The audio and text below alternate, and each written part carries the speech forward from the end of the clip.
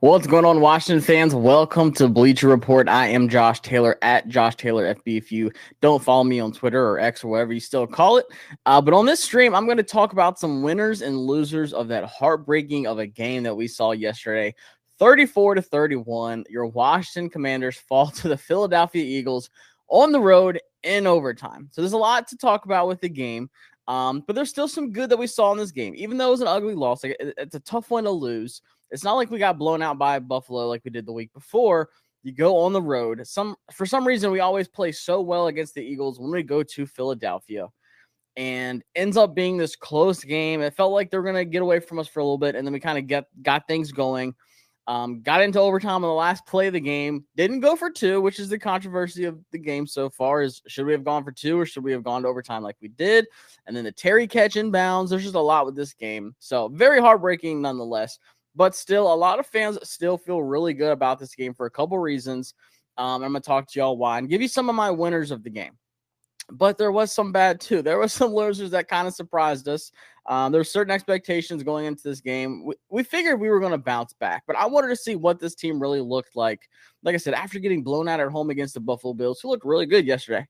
They smoked the Dolphins yesterday at home. So I went into this game with expectations of, I don't think we'll win this game, but I still want to see what our team has. So I got some cool things for y'all. Got some graphics. I'm going to show y'all some winners and losers of the game. Like I said, I have some polls for y'all as well. Drop your thoughts in the chat, and I will talk about them throughout the show. But 34-31, going to overtime.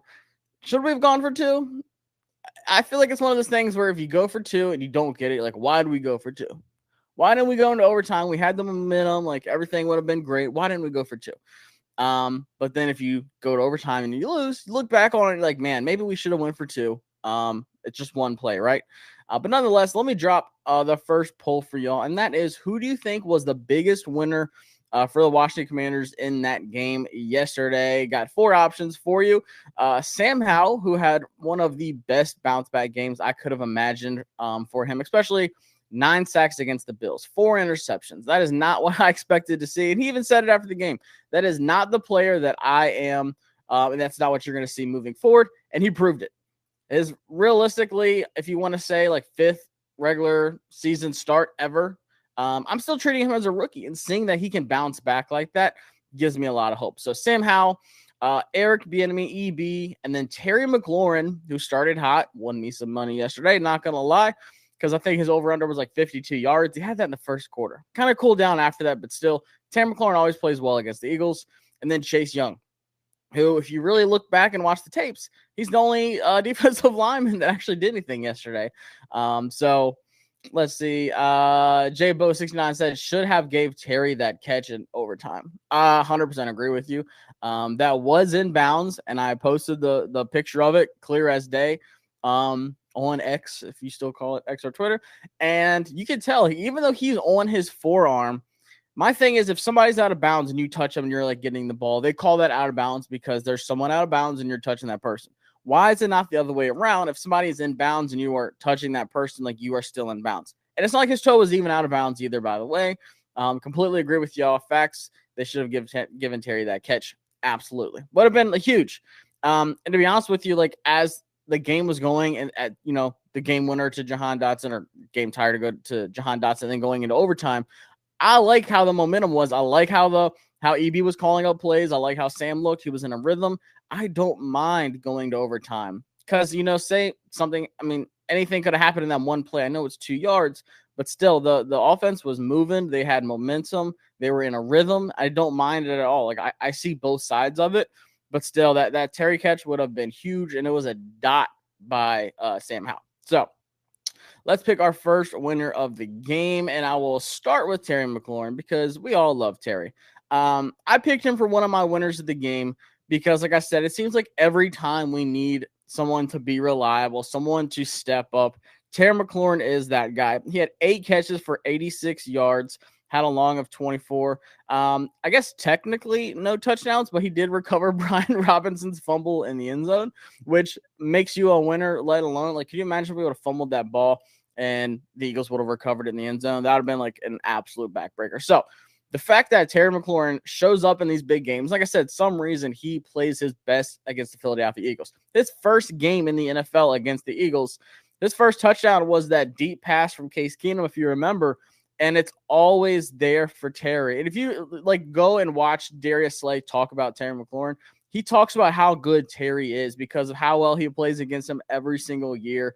He's like, yo, Terry is a dog. He did a video on his show, I want to say like 2 months ago, before the season started. And they were talking about top wide receivers in the league. And I'm pretty sure he put Terry in like the top like 6 or 7.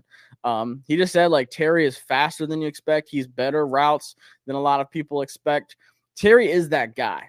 And 86 yards, like he was the leading receiver, 8 catches, 10 targets. Like he was the guy. And it's funny because going into the season, I thought Sam Howell, maybe it's schemes, maybe it's play calling, whatever, but I thought Sam Howell was going to look to Jahan Dotson a lot more, which we haven't seen too much of. Jahan Dotson only had only a handful of 9 targets yesterday, but he only had 4 catches. He had that big drop in that third down conversion that we really needed. But it's going to be there for Jahan. But you can tell that Terry McLaurin is still the top guy that Sam Howell's looking at. And after the Broncos game, that touchdown, you're like, well, duh. Like if Terry can make that catch, I'm throwing it to him all day long. Let's see. Demote Ron Rivera, says Josh of Smith. Keep him as a locker room presence. Promote EB to head coach. Honestly, I think by the end of the year, like, I don't know. Unless this team's like winning and like we're about to go to the playoffs, I don't think it'll happen. But I think after the season, like it's inevitable that Eric Bieniemy will become head coach. And let's see. And then the Eagles had that missed false start, 4th one in the game overtime. Yeah, that was big. And it's crazy because the ref was literally right behind everything and looking backwards. Like he was just trying to reset. Very sloppy, by the way. And you could tell the left guard was like well ahead of the ball before it was even snapped. We stopped it the first time. I hate to sneak with Logan Thomas. He just leans forward, doesn't have any leg power. Yeah, well, he is really big, so you would hope that he can get there, but he doesn't have any leg power. It worked the first time. I didn't like that we ran it a second time. Like, we are not like a tush-push or brotherly shove, whatever you want to call it, kind of team. We should have just like ran it up the middle, whatever. QB sneak with Sam, like whatever. I don't like that we did it twice. First time was cool. It worked, but I'm not running that play twice. But nonetheless, Terry comes out a winner of the game. I don't recall a game ever where I'm like, oh, Terry was bad. I don't think Terry's ever had a bad game in his life. The first loser we have on the game, and it's a weekly guest on the show. Hate to say it, but Andrew Wiley, not Cosme. Cosme was good. But Andrew Wiley, and it's really sad because he started out really good. They were having a good game. The whole offensive line as a whole was having a really solid game up until like the 4th quarter. And then all of a sudden, Andrew Wiley has his patented really bad drive where he gets called for a holding on a big play. And then he has a false start the very next play, and it's like 3rd and forever. And I'm telling you guys, like when you look back at the biggest concerns of this team in the offseason, and even right now, it's always been offensive line and linebacker, right? So, and I'll talk about somebody else, don't worry. So Ron Rivera and everyone, Mayhew, Martin, whatever, their fix for the offensive line was to go get Andrew Wiley. Rightfully so. Super Bowl winning team, Kansas City Chiefs, starting right tackle, looked really good second half of the season, dominated in the Super Bowl, honestly. Maybe it was the field, I don't know. But he was giving Hassan Reddick fits. And yesterday he was pretty good against them. And then all of a sudden that one drive, Hassan Reddick gets his first sack of the season. And then he has the false start. But it's just so disappointing that every single week, Andrew Wiley is the guy that you are pointing to saying, what's going on with this guy? This was your premier free agent signing of the season. And this is the guy that week in and week out, and as much crap as I give Charles Leno, there's times where he's actually really good. It's just you don't really notice it because you remember all the bad times. But it's just so disappointing that this was your like top free agent signing this offseason, and he's the one that's steadily messing up, getting penalties, giving up big plays, whatever. And that's not how it's supposed to be. Why can free agents not come here and play well? Why do free agents hate us so much? Let's see. Sean Garner, 58. What's going on, man? Appreciate you coming through all the time. We have to make the playoffs or Ron and the GM will be gone. So that's something to think about too. new ownership. You just never know what's going to happen. Obviously, they weren't going to do anything right beginning of the season. There was talks of Sean Payton and stuff like that. There was some rumors that were going around before the season started, but nonetheless, you expect if there's going to be any changes, head coach, whatever, GM wise, it'll be this season coming up. But let's see. Let me check in on the polls real quick. Sam Howell so far biggest winner, 50%. Eric Bieniemy with 40%. Chase Young getting some love too, 10%. Go ahead and hit that poll if you haven't already. Andrew Wiley, he wasn't the biggest loser, but it's just he's a consistent loser of the week for us for whatever reason. I don't know why. The guy just cannot get it together for us.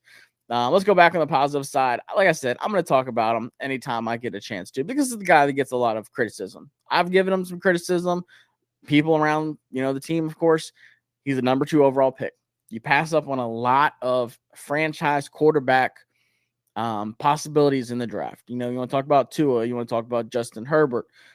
This guy has that label on his head for his whole career as a Washington Commanders. If he doesn't show out, we gave up a franchise quarterback at the time for this guy. We need him to show out and make some big plays. And you saw it rookie season, defensive rookie of the year, balled out, and then it's just been the injuries, the inconsistent. And it looks like he has changed things up. And I said it back in the offseason. If you've been paying attention, when I was at training camp, when I was at practice, I said something looks different with Chase Young. Not even just health-wise. Yes, he looks healthy. And shout out to Baldy because he does really good videos on Twitter, X, whatever. And when he's looking at defensive line, offensive line, and he did a video this morning saying that Chase Young's stance looks different. He's doing more 3-point stances, more 4-point stances than he has been in the past, where he's just usually standing up with 2. And it makes a big difference. But you can just tell he's gotten some different moves this all season. He's really picked things up. Yesterday, he had 3 tackles, 2 solo, 1 sack, 1 tackle for a loss, and 2 quarterback hits. He was one of the only people to get a sack yesterday. So Chase Young had a sack. Jonathan Allen had a sack. And Cam Curl had a sack according to ESPN. I don't know how accurate that is. It says Jalen Hurts got sacked 3 times. But Sam Howell got sacked 5. So we still need to fix that. But nonetheless, I think Chase Young has been the one guy this season so far. And I know he missed week 1. But he's the one that's been making the most plays in the backfield, believe it or not. So like I said, anytime I get a chance to give Chase Young some credit that he deserves, I'm going to do it because when I'm critical of him, he deserves it. But I have to give that same energy on the other side as well, and give him his credit because Chase Young has so much potential to be so great. Now, is he going to have a crazy year to where we end up paying him at the end of the year? I don't know. That's still the biggest question mark. Can he do this the whole season? Can he stay on the field the whole season? That's what I really want to see. And let's go back to another loser of the game. And I don't like pointing out certain people when the whole unit's doing bad. And it pains me to say this, and it might surprise some of y'all, but I think Emmanuel Forbes was one of the biggest losers yesterday.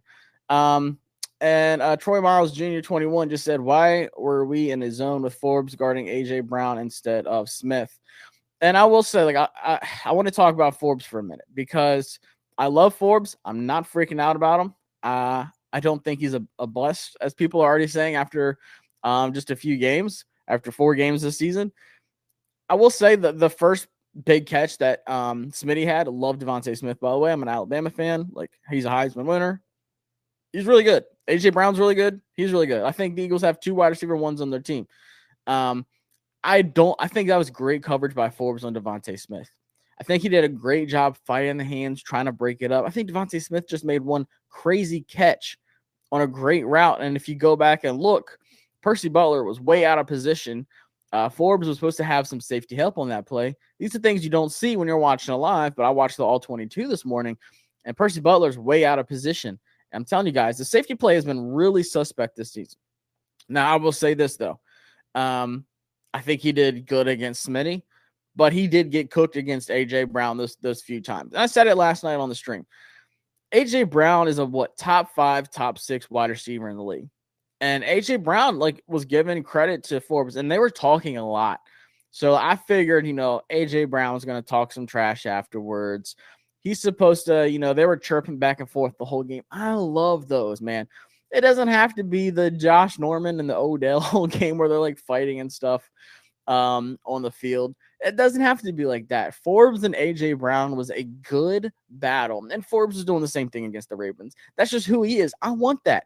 I want Forbes to talk that talk. I want him to have that aura as a lockdown corner. I don't mind it.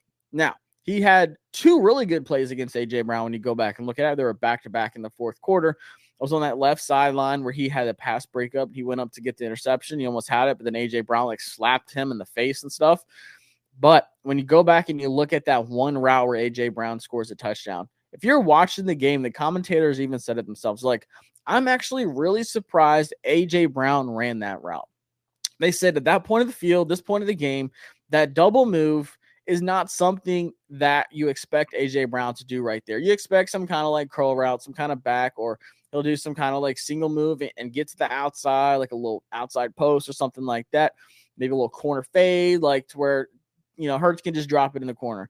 They said you do not expect that kind of move. Like 9 out of 10 times, that's not the move that a wide receiver is doing in that route. And you can tell Forbes was bummed after the play, but when he gets back to the sideline, he's talking about it.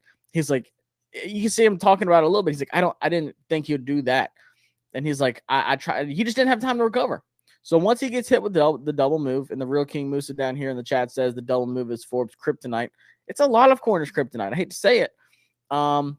But that's something he's going to have to work on, is being in a position to where he can turn his hips, get back upfield, and get that recovery. I have no problem with him wanting to cut off a route, get in there, get some interceptions, because that's what he does. That's what he's so good at. But yes, I will agree that he has to be more disciplined in getting that double move, because it's not going to always just be that one single route. He's got to be able to turn them hips, stay level with the wide receiver, stay hip to hip with them, and get back in that route. But I'm not freaking out. This guy went head to head with a top 5, top 6 wide receiver in the league yesterday. Now, A.J. Brown absolutely feasted yesterday. I'm not going to lie about that. But I have no problem with that. And A.J. Brown said, like, the coaching staff in general put a ton of respect on Forbes because they put him one-on-one with me. He said that. He was like, and honestly, like, good. That's how it should be. If you draft a first-round corner, you should have no problem with him going against A.J. Brown. A lot of y'all were complaining that he only had 40% of snaps last week. And now it's the same people saying, what is he doing? He getting cooked, blah, blah, blah, blah, blah. He's learning. That was the top 2 wide receiver duo in the NFL right now. If you put Tyreek Hill and Jalen Waddle at number 1, this got to be number 2, A.J. Brown and Devontae Smith. I'm just being honest. Was it ugly? Yes. What do you think he's going to do? Look like Darrelle Revis against A.J. Brown, his first game against him? I don't think so. I think it was a great learning moment. I have no problem with it. And you can't just like – and another thing is too, people are saying, that he should have just been on him the whole time. You can't just like – flip fields like the whole time saying, all right, where's Devontae Smith? That's who I need to be on. There's a lot of disguises. There's a lot of different schemes. You can't just be stuck in that one kind of play or the offense is going to tear you apart. Like you can't just follow one wide receiver the entire game. Yeah, if you're playing against like Justin Jefferson and you have like Patrick Surtain or someone like that at corner, then yes, you make it work because you don't really fear anybody else but Justin Jefferson. But on the Eagles, they have players and they have weapons all over the place, even down to like Goddard. If you want to look at Olamide Zaccheaus, they have some really good depth guys as well. But I had no problem with them being against A.J. Brown. And I will say this, and I've said this many, many times. I said it before the season started as well. A lot of people do not respect Kendall Fuller for what he does. Because there's one thing Kendall Fuller did yesterday, and he did not allow much going to A.J. Brown or Devontae Smith. I would love to see the numbers with Kendall Fuller because once again, he showed up and showed out. He did it against the Bills. He does it every single week. 2 years ago, he was a top 5 corner stats-wise, according to PFF. And then last year, he was like number 12 in the league. And he's already like a top 4, top 5. Like he just doesn't allow big plays to happen on him. And he actually gets interceptions too. But there's a play yesterday. This is what I want Forbes to work on, where Fuller got called for illegal contact, which is stupid. It was just a really good route by A.J. Brown. He ran into him. He created the contact like he's supposed to, then got his his breaking point in his route to get the separation. That's what you're supposed to do as a wide receiver. You're supposed to run at the DB, get them in there, get uncomfortable, and then get that separation. You don't like keep this cushion to where they can keep up with them. but he fought his hands as they were falling out of bounds, and he actually knocked the ball out. Now, it shouldn't have been a flag, but it was. But if it wasn't a flag, that is a big-time pass breakup by Kendall Fuller. That's what I want to see Forbes do more. Fight the ball more than he is, like, fighting the hands and, like, the body and stuff like that. Like, find that ball and just rip it. That's what Kendall Fuller does really good. It doesn't get talked about enough. Let's see. If you're in single high coverage and get hit with a double move, as a CB, you have to bite pretty much. Because if not, they're just going to be out in space. And if you miss the tackle, then it's just going to be an easy walk in the park. And Devontae Smith almost did that yesterday. And Kendall Fuller, once again, was on a block, got off of it, and saved a touchdown. But people aren't going to talk about that. But nonetheless, Forbes, big-time game. Against what he was going up against, I think he's going to bounce back. Once again, Howell had a terrible game last week, ended up bouncing back against a team I didn't think this would be his bounce-back game. I feared that defensive line. I thought, the corners and they have a really good linebacker group. I thought they were going to get to Sam Howell. I didn't think he was going to be able to bounce back this quick. I think Forbes can do the same thing. So let's check the polls. Who's the biggest winner of the game yesterday? Sam Howell with 62% from y'all. Eric Bieniemy at 31%, and Chase Young got 8%. He got some love. Love to see it for Chase Young. But Sam Howell, I agree. He's the biggest winner, and that's what I'm going to talk about next. I'm going to send out the last poll. Who was the biggest loser of the game? Cody Barton, who, once again, I'm going to talk about him as well. The whole defense as a unit, Emmanuel Forbes, or the coaching, whether it's Jack Del Rio, whether it's Ron Rivera going for 2 at the end there. All right, let's see what we got here. The next winner I'm going to talk about, let's just go ahead and talk about Sam, because I love Sam. I'm the biggest Sam fan. If you've been following me for a while, you know that I've always been a Sam fan. Love North Carolina. Loved watching him there. Met him at the Senior Bowl. Super cool dude. I know his quarterback coach a little bit. Like, I'm pulling for Sam more than anybody. And last week, people were saying, all right, Josh, who are we going to draft? Like, we need Caleb Williams. Send out the edits. Like, no, I'm not ready to do that yet. I'm not ready to do that until I give this man a full season. So yesterday, Sam Howell goes 29 for 41. Once again, 41 passing attempts. That's crazy. That's a lot.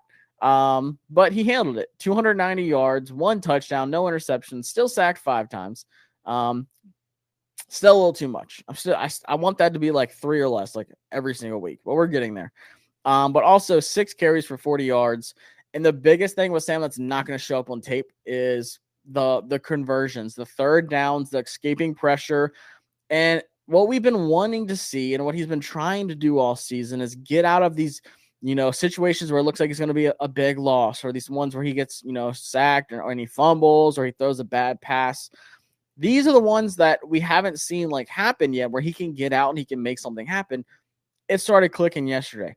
3rd and long, 3rd medium, whatever. Sam Howell's getting out of pressure. He's using his feet. And it's funny because the commentators were like, oh, this guy's actually good on his feet. Like, yeah, he almost ran for 900 yards his last season at North Carolina, by the way. Like, you should probably do your research. So what Sam showed me yesterday is, 1, he can bounce back from a really bad game. And 2, this guy can make some plays happen. That's big, because you do watch and you scout a quarterback. They have to have like that it factor. They have to have that. Not everyone's going to look like Mahomes, but they have to have some kind of it factor where they can make something out of nothing. Let's see. K Cove 91 said Sam did a lot better not taking unnecessary risks this game. I agree, especially throwing the ball. I still want him to like not take as many hits as he does. But there was that one where he got hit out of bounds, 15-yard penalty, helped out that drive a ton. Like, whatever, take the ones that's worth. It's like getting in an argument with like your spouse. You're gonna win some, you're gonna lose some. Sometimes it's just not worth it, but that one was worth it because that was a big 15-yard penalty that helped us score. Let's see. Chuckles 1369 says O-line is what's going to keep causing those sacks. Moose kept saying it. A lot of those pressures and sacks weren't his fault. Yes, and that's one thing we saw that was different from the Bills is he got sacked about 9 times. They said 4 or 5 of those were Sam's fault. And you go back and watch the tape, and I wasn't, I agreed with that. But yesterday, the Wiley one, and I think Leno got beat on the other one. I'll have to go back. They haven't like dropped the numbers yet of like who gave up pressures and what yet. They usually do that the next day. So it'll probably be sometime today. But follow me on Twitter, X, whatever you call it, at Josh Taylor FB, and I'll bring up some more of those stats and stuff. But Sam did a much better job of avoiding that.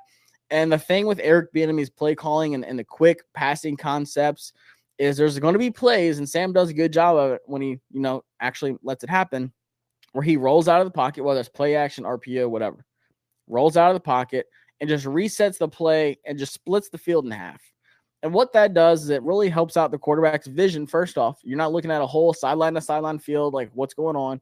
But then also, especially if it's zone, it allows you to see where your wide receivers, your tight ends, your running backs are in that zone coverage and where that empty spot is. If it's man coverage, it's a little different. You kind of have to be a little bit more aware. You don't want to do it too much in man because that's when you throw interceptions and stuff like that. But I think that's one thing Sam did a much better job of yesterday. Gary Joseph, should we run Sam more? I don't mind designed runs, but he's already been hit a lot to start the season. So I'm kind of waiting on that and just letting him develop the play more before I'm going and drawing up some like design run plays, maybe in the red zone. Like I have no problem with it in the red zone as long as he can hold on to the ball and not fumble. But I'm kind of saving those like outside of the red zone, like design run plays until later on in the season. Like let him develop, let him get the mental thing down, the visual, getting to know the playbook, getting the basic stuff down. Cause this is a super complex offense. People have said it, this is one of the most complicated offenses in the NFL. Most playbooks, it's like 3 or 4 words. You throw in some colors, some numbers, whatever. They said Eric Bieniemy's play calling is like whole sentences. It's like 9 or 10 words. And it's for a reason. And once he gets that down, I think it's going to be much better. Then you can start throwing in the cute stuff, the Sam, design runs and stuff like that. But in the red zone, I have no problem with it right now. I'm glad we got Terry involved, but damn, we need more Dotson involved. Elias 1K. I agree. I'm super high on Jahan. I love Jahan Dotson. I covered him at Penn State. Super cool dude. I think he's super underrated. I think the sky is the limit for Jahan Dotson. What's going on with Jahan Dotson right now? If you go back and watch the first 3 games this season, I'm going to be honest with you, Jahan Dotson is open. But Sam was not doing a good job of going through his progressions and just couldn't get to Jahan. Like he was taking sacks. He was throwing bad passes. The passing game just wasn't getting going at times. But then yesterday, Jahan drops that 1 third down. That was huge. He never does that. Never. Like he had the lowest drop percentage in the entire draft class when he got drafted. Like Jahan Dotson does not drop stuff. So that's super rare. And then he got banged up on his ankle. And you could tell like he was not 100% yesterday after his ankle. I don't know what happened, but there was a play where they threw it towards the end zone and like afterwards he was just like walking slow. But then he comes back and catches the game winner, which was a great throw and a phenomenal catch. Like fully extended, Jahan, that outside radius, it was nowhere near a DB. It was exactly where Sam Howell had to put it. The last touchdown in the game for us to send it to overtime was big. But I do agree. I want to see more of Sam getting through his progressions. When the 1-2 is not there, get to that third one where it's Jahan wide open. And I did a couple of videos on Jahan too on Twitter where I dropped and it showed that Jahan Dotson is open. So I don't think there's a Jahan Dotson problem. Don't worry. It's coming. And I don't blame Sam. If I have a young quarterback, I'm looking for Terry McLaurin every single play or my checkdowns. So nothing bad to say about Jahan except that he dropped that third down that we really needed yesterday. Wiley and Leno got abused. Yep. I don't mean to give up on him, but De'Ami Brown and Howell have a great connection. The thing with De'Ami Brown, he's so inconsistent. I can't find it in me to know what De'Ami Brown is. I know they have a great connection. They were breaking records over at North Carolina, but I have no idea who De'Ami Brown is. Dwayne Wayne said 302 said I'm always amazed at his footwork in the pocket, ballerina out there. That's one thing. Like Sam Howell can move around in the pocket. He just has to. What he struggled with the first 3 weeks of the season were not being able to get into pressure. Like there was times where he would be able to move around the pocket and it was good, but then he would just go towards pressure. I'm like, what the heck? So enough with Sam and everything that he did yesterday. Big time game. And I said it. I'm a believer in Sam. I'm not giving up on this kid. I'm going to give him a whole season. If he would have looked like he did against the Bills like week in and week out, looked like Zach Wilson, minus last night, and Zach Wilson actually looked good. But then I'm concerned. But Sam Howell had the best bounce back game yesterday. Like, I know, like, if you look at the numbers, the casual's going to be like, what do you mean, Josh? I only had 1 touchdown. He had 5 sacks, Only a 98.6 rating, like 40 yards on the ground. No, Sam made some big plays. Go back and watch the tape, y'all. And I will talk about a loser. This is crazy to me because this is supposed to be our strongest unit as a team. The defense as a whole was bad yesterday. I'm not even just talking about, just Forbes, gave up 319 passing yards. Jalen Hurts, 104 yards on the ground. As a whole, this defense has been disappointing, and it's coming in waves. And Elias 1K said, what's going on with our safeties? And I've been saying this all season. Our safety play has not been good. It's been very inconsistent. I'm talking about everybody. Percy Butler's been bad. Derek Forrest has been bad. And I hate to say it, but Cam Curl hasn't been the best. He's been giving up some easy catches. It's like he's like afraid to get in position to where he can make a play on defense. People are missing tackles. Curl's missed some tackles. He's dropped some interceptions. All of our safeties have dropped like 3 or 4 interceptions as a unit. That's not good. There's something going on with our safeties. I don't know what it is, but I'm just telling you guys, the safety play has been pretty mediocre so far this season. And if you're going to come at Forbes, you're going to talk about Forbes giving up big plays, you have to do the same with our safeties. It's only right. And I will say Jack Del Rio playing as far off of as he did yesterday, especially that third down, like where they got in position to kick a field goal. In my mind, it's like, I guess he's afraid of giving up a first down, but you should be afraid of giving up position for the field goal. So would you rather give up a first down? The game pretty much is over. Or are you going to, make them kick a 50-something yarder and make them, earn it? But nonetheless, and a lot of people also saying we need to blitz more. We need to blitz more. We need to do this more. No, we need the 4 first-round draft picks that we have on the defensive line to get pressure. Yes, you can bring Jamin Davis, or you can bring a corner, or you can bring a safety every now and then and blitz. I'm not doing that more than 5 times a game, 6 times a game. If you have 4 first-round draft picks on the D-line, you should get pressure. You should get sacks. And what that does is you keep the rest of the guys in coverage behind you. If you can get pressure with just 4, your chances of causing bad throws, interceptions, strip sacks, even whatever, any kind of turnover, your chances go through the roof when you only have 4 guys rushing and then the rest are in coverage. Like, it's a numbers game. I would rather have that extra guy in coverage to make a play, whether it's a pass breakup or it's an interception. So overall, though, it's just been so spotty. I won't say like the play calling has been awful. I won't say that the defense has been awful. It started out strong, and the Cardinals actually look much better than they are. Yeah, I know we got them the first game of the season before they actually got things going, but still, the Cardinals actually look pretty good. But I'm just going to say, as a whole, the defense has been inconsistent. That's the biggest thing for me. Inconsistent. Let's see. Gary, just historically, our defense under Jack starts slow. They usually pick it up after a bye or midseason, which sucks. Like, we should get things going. And it's funny because Deron Payne mentioned like how he, like, personally, like why he starts slow. He's like, I don't know. As a defensive like tackle, I just kind of like, it's kind of like a fight. First round, you're not going out there like swinging. You're like measuring up the guy. You're seeing like what moves he has, what he's coming at you with. And it's like, I just got to get better at, get things going quicker, which I think all of them need to. Like I said, Chase Young has been the one guy consistently since he started playing this season who's gotten to the quarterback. Montez Sweat's had his moments. John Allen has. Deron Payne's had some big drops, big plays. He had that big time Deron Payne drive against the Broncos. But it's just like we start slow and we're not consistent. And I don't know why. So let's see. I watched the Jets last night. We need linebackers immediately. And once again, I saw somebody else in here said that they were a Washington and Alabama fan. You know who CJ Mosley is. And CJ Mosley is one of the most underrated linebackers in the NFL. The Jets defense is so much fun to watch, not even just because Sauce Gardner, not because of Reed. But that linebacker group and their defensive line is so good. Jermaine Johnson, and then they got Will McDonald. And, of course, they've got Big Q, Quentin Williams, and they got Quincy Williams in the linebacker spot. Their defense is so much fun to watch. And they have Robert Saleh, who is a defensive-minded coach, who people say, like, oh, defensive-minded coaches don't work in the NFL. I disagree. I think Robert Saleh is a great coach. And their defense was so much fun to watch every single week, let alone last night was a good time. So defense as a whole needs to get better. It's discouraging when you score 31 points on the road against arguably, if number one, if not number two, NFC team in the NFL.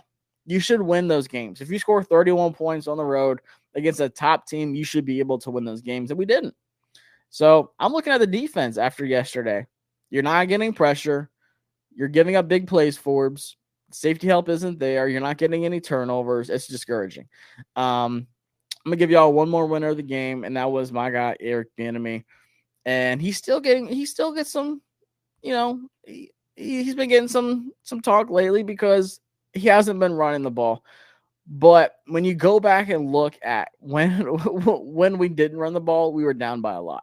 Whether it was against the Bills or whether it was against the Broncos, when Sam Howell had 30 passing attempts the first half, he's starting to get things going. And I said it all week, watch Curtis Samuel in the backfield. I loved that play call.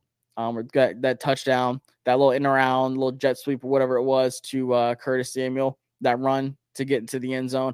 That's what I want to see more out of. I think Eric Bieniemy as a play caller has done a great job. Yes, I want to see him run the ball a little bit more, but also we can't be going down fast.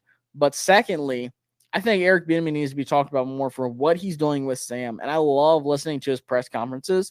I love hearing what he says about Sam Howell. And he's just like, look, he's not afraid to shy away. Like, he could have easily pulled Sam out of that game last week. He could have easily dumbed down the offense and just gave him some easy stuff against the Bills. He could have came back and did the same, like, maybe we need to slow down Sam. No, he's drawing up his plays for Sam, and he's not shying away from it. So I think EB needs a little bit more credit, not only as a play caller, but what he's doing as a mentor and as a coach for Sam Howell right now, who had a terrible game last week and came back and looked phenomenal. Do you think Rivera should have gone for 2? It's one of those things, once again, when you look back at it, yeah, I really hope so. I think they should have gone for 2, but at the same time, like, I'm not mad. Like, I feel like we could have won it in overtime, especially with the Terry catch. And K Cove 91, I will end y'all with this. I have an honorable mention for loser, and I've never said this about this man, but Tress Way absolutely shanking a 20-something yarder in overtime where the Eagles only had to go, 20-something yards, 24 yards to kick that field goal and win. That was bad. And it's gotten, some people are overlooking it. They're like, I wasn't really watching at that time. How did the Eagles get in position?